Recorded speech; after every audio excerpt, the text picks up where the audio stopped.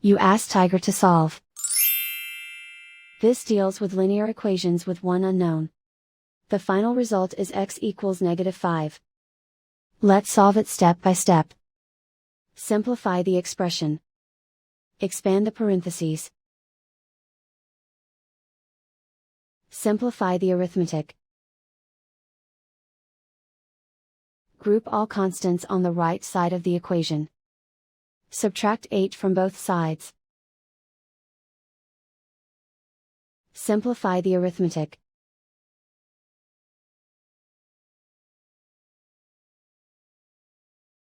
Isolate the x. Divide both sides by -2. Cancel out the negatives. Simplify the fraction. Move the negative sign from the denominator to the numerator. Find the greatest common factor of the numerator and denominator. Factor out and cancel the greatest common factor. And so the final result is x equals -5.